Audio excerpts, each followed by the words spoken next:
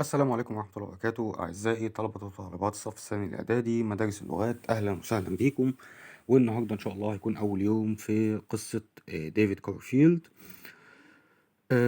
نبدأ بشابتر 1 بعنوان My Childhood أو مرحلة الطفولة. أول نقطة فيه بيتكلم عن My First Memories أو ذكرياتي الأولى.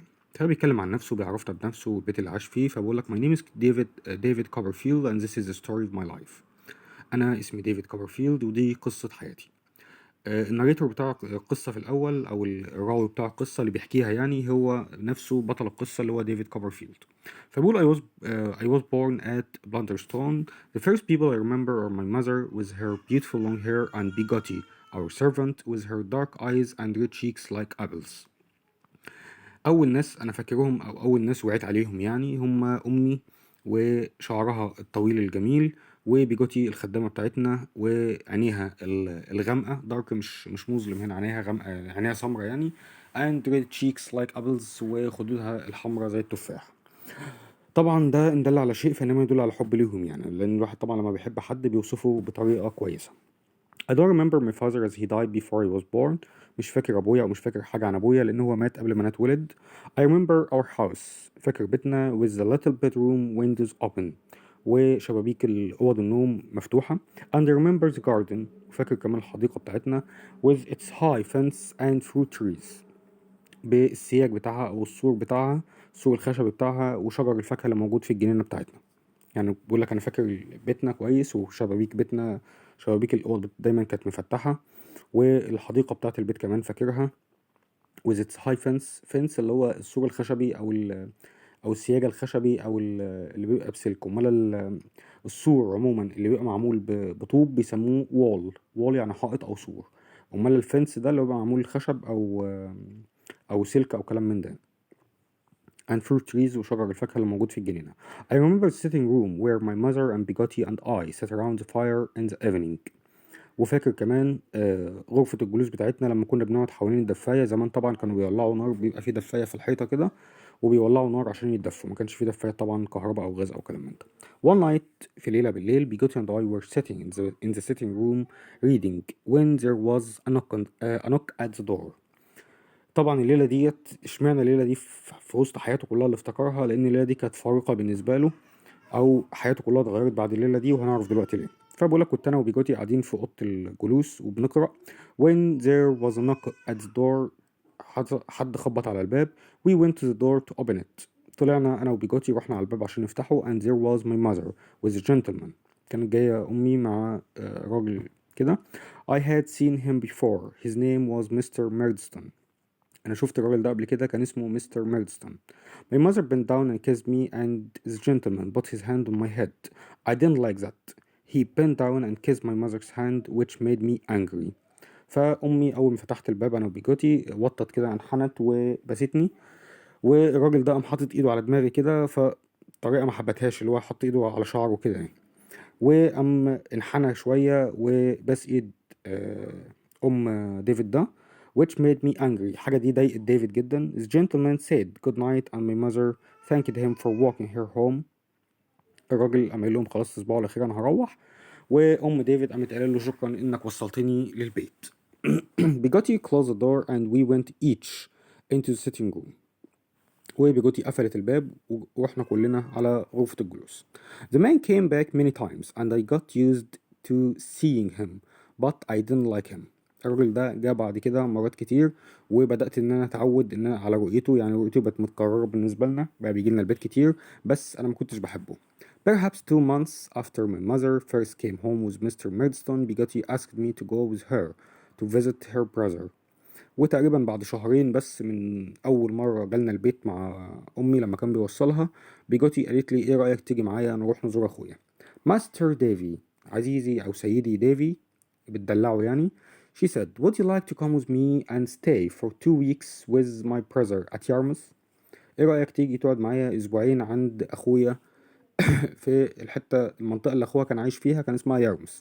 أمال المنطقة اللي ديفيد كان عايش فيها قلنا اسمها بلاندرستون أو بلاندرستون. خليكوا حافظين الأسامي والأماكن كويس جدا.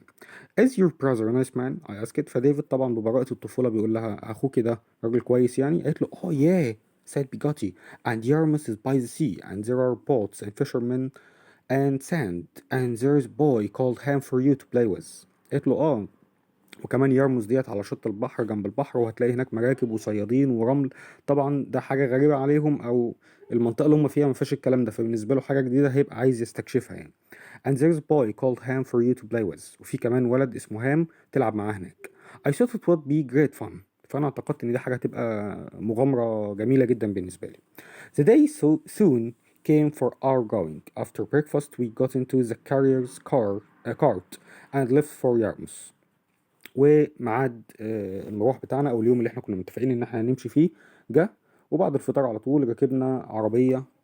طبعا زمان كان اللي هو الحنطور، اللي هي العربية اللي بالحصينة ديت، عشان تودينا ليارموس. When the cart began to move, my mother called to the driver to stop. She kissed me and we both cried. واول ما العربيه بدات تتحرك، امي قامت نادها للسواق العربيه، قالت له استنى استنى، وقامت جايه بايسه ديفيد، وقعدوا هما يعيطوا هما الاثنين عشان صعبان عليهم الفراق يعني. Then I looked back and saw my mother standing in the road. Mr. Murdstone had arrived. He seemed to be angry with my mother for crying. وبعد ما مشينا شوية ببص ورايا لقيت مستر ميردستون وصل، وكان شكله ان هو متضايق من امي لما لقاها بتعيط. الجزء الثاني في chapter 1 اسمه A Holiday in Yarmouth، أجازة في يارموث. The journey to Yarmouth was a long and tiring one. الرحلة ليارموث دي كانت طويلة جدا ومرهقة جدا. The carrier's horse was the laziest and slowest horse in the world. الحصان اللي كان سايق العربية ديت كان أكسل وأبطأ حصان شفته في حياتي، ماشي بالراحة خالص يعني. We were met by Ham. قابلنا هام، Bigotti's nephew، ابن أخو بيجوتي. He was big 6 feet tall. كان شكله ضخم شوية، كان طوله حوالي 6 أقدام، يعني حوالي 1.5 متر تقريبا. But his face was like boy's face. بس وشه كان وش طفل صغير يعني. He carried me on his back and carried my box under his arm. قام شايلني على كتفه، قام شايل الشنطة بتاعتي تحت دراعه كده، ضخمة بقى. Soon we came to an open sandy place. ومشينا شوية لحد ما وصلنا المكان مفتوح كده وكله مليان رمل. That's our house, David, said Ham. فهم قام له ده بيتنا يا ديفيد. I looked around but couldn't see a house. I could only see a large black boat with an iron pipe fixed on the top of it and smoke coming out of the pipe. Is that it? يسكت. فبقول أنا ما شفتش بيت، كل اللي شفته بيت معمول على شكل مركب كده، أو مركب بس معمول بيت، وفي أنبوبة معدنية مثبتة في قمة البيت ده، اللي هي المدخنة بتاعة البيت عموما يعني، وفي دخانة طالعة منها. فبقول له هو ده؟ قال لي yes that's it. أيوه هو ده البيت يعني. I was very excited by the idea of living in a boat. كنت متحمس جدا لفكرة ان انا اعيش جوه مركب يعني. بيجوتي showed me my room. بيجوتي ورتني الأوضة بتاعتي اللي انا اقعد فيها. A nice little bedroom at the back of the house. أوضة صغيرة لطيفة كده في نهاية البيت أو في آخر المركب ده. The walls were white and there was a mirror with shells around it. الحيطان كانت بيضة وكان فيه مراية مثبت عليها صدف كده على حروف المراية كشكل جمالي يعني. We were welcomed to the house by a sad-looking old woman called Mrs. Gummidge. تم الترحيب بينا بست كده شكلها حزين كده أو كئيب، ست عجوزة كان اسمها Mrs. Gummidge. And a beautiful little girl called Emily. وبنت صغيرة جميلة اسمها Emily. She looked at me, then ran away and hid. قعدت تبص عليا كده وبعدين قامت طلعت تجري وقامت مستخبية. Later, a dark hairy man came. He was Miss Bigotti's brother. وبعد كده بشوية راجل جالنا، شكله وشه غامق شوية أو لونه غامق اللي هو أسمر يعني، ومليان شعر يعني، دقنه طويلة وشعره طويل. هو ده مستر بيجوتي اللي هو أخو بيجوتي الخدامة. In the evening we sat by the fire and I found out that Mr. Bigoti was Emily and Ham's uncle. وبعد كده في المساء بقى قعدنا حوالين النار وقعدنا نحكي مع بعض، واكتشفت من الكلام ده إن مستر بيجوتي ده يبقى عم هام وإيميلي. هام was the son of Mr. Bigotti's brother. هام ده ابن أخو مستر بيجوتي who had drowned at sea، اللي غرق في البحر. طبعا drown غير sink اللي هو يغرق الأشياء. لو حاجة غرقت في البحر، رميت حاجة في المية وغرقت، يبقى ده تقول لي إيه؟ sink اللي هي SINK. أمال drown بتيجي مع الأشخاص بس. Emily was the daughter of Mr. Bigotti's brother-in-law. brother-in-law ده اللي هو إيه؟ زي نسيبه، اللي هو أخو مراته أو نسيبه عندنا كده يعني. فبيقول لك إيميلي بقى كانت بنت نسيب مستر بيجوتي ده who was also dead، مات هو كمان. Miss Gummidge's husband has worked with Mr. Bigotti in his boat but he had drowned a long time ago. جوز ميس جامج اللي هي الست العجوزة اللي شكلها حزين أو كئيب ديت اللي قابلها في الأول خالص، جوزها كان شغال مع مستر بيجوتي على المركب بتاعه وغرق هو كمان في البحر. Mrs. Gummidge now had very little money. دلوقتي ما عادش معاها فلوس، جوزها كان صياد طبعا ما كانش فيه عنده فلوس كتير، وبعد ما مات ما عادش فيه فلوس معاها and Mr. Bigotti looked after her too. ومستر بيجوتي خدها تعيش معاهم في البيت عشان يصرف عليها يعني ويعتني بيها وكده. The next morning تاني يوم الصبح I walked by the sea with Emily. مشيت على شط البحر كده أنا وإيميلي. You must love the sea I said. فبقول لها أنت أكيد بتحب البحر ده، البحر ده جميل قوي. قالت له oh no لأ I'm afraid of it. I have seen it break a boat into pieces. It's very cruel. قالت له لا أنا ما بحبش البحر خالص، أنا بخاف منه. أنا شفت البحر ده وهو بيكسر مركب لقطع صغيرة. It's very cruel. البحر ده قاسي قوي، الأمواج ما بتعلى قوي ممكن تكسر المراكب، لأن طبعا المركب بيبقى معمول من خشب وساعات الأمواج بتعلى قوي، ف بتقول إن البحر ده قاسي قوي، لا ما بحبوش ولا حاجة. Emily and I played and walked on the beach every day. كل يوم الصبح كنت أنا وإيميلي بنقعد نلعب ونتمشى على الشط البحر. And soon I loved her. وحبيتها بسرعة قوي. Mrs. Gummidge and Bigotti used to whisper about us. فميسيس جامج وبيجوتي بقى كانوا دايما يقعدوا يتهمسوا كده، شفتي لاقيين على بعض ازاي، الله ده جمال قوي على بعض كده يعني، لا شغل الحموات ده. aren't they beautiful together they would say. ديفيد بيفكر فيهم وهو بيتكلموا كده والاكيد بيقولوا لبعض كده ايه، مش لاقيين على بعض يا اختي والنبي كده يعني. The weeks went by. الأسبوعين عدوا بسرعة. And the end of my visit came. ونهاية الزيارة بتاعتي جت خلاص، المفروض إن احنا نرجع يعني. I was sad to leave little Emily but glad to see my mother again. Bigotti though didn't seem too happy. أنا كنت مبسوط، كنت حزين أو زعلان إن أنا هسيب إيميلي لأن حبيتها جدا واتعلقت بيها، بس في نفس الوقت كنت فرحان جدا إن أنا هروح أقابل مامتي. بس على الرغم من الفرحة اللي أنا فيها دي، بيجوتي شكلها ما كانتش فرحانة. يا ترى ليه؟ هنقول دلوقتي. When we got home لما وصلنا البيت بيجوتي said to me، فبيجوتي قالت لي you have got a new father. Your mother had married Mr. Murdstone. عرفنا ليه بقى؟ لأن أمه اتجوزت مستر ميردستون، كانوا بيقضوا شهر العسل يعني وبعدين ديفيد كمان عشان ايه يعرفوا يقعدوا براحتهم يعني. فقالت له انت بقالك اب جديد، مامتك اتجوزت مستر ميردستون. The next morning طبعا روحوا بالليل بقى، دخلوا ناموا خلاص ما قابلوش بعض يعني. مستر ميردستون spoke to me. فمستر ميردستون بقى عايز ايه يعني ايه يفرض نفسه عليه بقى او يسيطر على الوضع وكلام من ده. فبقول do you know how I make a horse or a dog obey me. تعرف انا ازاي بخلي كلب او حصان يطيعني ويسمع كلامي. He said I beat him. انا بضربه. Do you understand me. Yes I can see that you understand. انت فاهمني. ورد على نفسه كمان يعني، هو سأل وجاوب نفسه، قال له انا شايف انك فاهم يعني ايه، خلي بالك لو ما سمعتش كلام هتتنفخ يعني. After dinner the day بعد العشاء يومها مستر ميردستون's sister Miss Murdstone arrived. وبعد العشاء مستر ميردستون بعد جاب اخته كمان تيجي تقرفنا اصل هي ناقصاها. She came to take care of the house آسف. جت عشان تعتني بالبيت بقى وتاخد بالها من مصاريف البيت والبتاع وكلام من ده. Chapter 3 أو الجزء التالت في Chapter 1 اسمه Starting Lessons، بداية الدراسة بقى. زمان كان المدارس مش موجودة في كل مكان زي دلوقتي، فكان الناس اللي بعيدة قوي عن المدارس كانوا ساعات بيلجأوا إن هم يدوا لعيالهم دروس في البيت أو يعلموهم في البيت بدل ما يبعتوهم مشاوير طويلة ويبقى مدارس داخلية وكلام من ده. فديفيد بقى المفروض ان هو يبدأ يتعلم عشان يبقى بيعرف يقرا ويكتب يعني. I took lessons at home. It was my mother's job to teach me. كنت بتعلم في البيت وكانت وظيفة أمي إن هي تعلمني. But the Murdstones were always there. بس Murdstones دول مقصود بيها مستر and Mrs. Murdstone اللي هو مستر ميردستون وأخته يعني. But the Murdstones were always there. كانوا دايما قاعدين لنا. They frightened me so much that I could never learn anything. I always made mistakes. كانوا بيخوفوني جدا لدرجة ان انا كنت على طول بغلط وعمري ما عرفت اتعلم اي حاجة طول ما هم قاعدين موترينه يعني. Does he know his lessons? said Mr. Murdstone. فمستر ميردستون بيسأل مامة ديفيد، فبقول لها هل هو بيحفظ دروسه وفاهم يعني كويس في المذاكرة وكلام من ده. طبعا الغلبانة لسه ملحقتش تقول كلمتين، قامت البومة التانية قامت داخلة اللي هي مس ميردستون، فقامت قايله له he doesn't know his lessons. لا ما هوش عارف دروس ولا حاجة، ده خايب. he must be made to know it. he must be made to know it. يعني ايه؟ يعني لازم حد يجبره ان هو يعرف دروسه او ان هو يذاكر كويس او كلام من ده. عايز شدة يعني. One morning I entered the sitting room with my book. في يوم الصبح داخل كده زي اي طفل بريء اوضه الجلوس وكتاب في ايدي بقى عشان اتعلم وبتاع. My mother was looking anxious. امي كانت قاعده شكلها قلقان كده ومتوتر مش على بعضها. Miss Murdstone was looking firm. مس ميردستون كان قاعد كده حازم وحاسم كده ومكشر وشه. مستر ميردستون had a stick in his hand. وماسك العصاية في ايده وقاعد ماسك الخرزانة وقاعد. I was often beaten myself.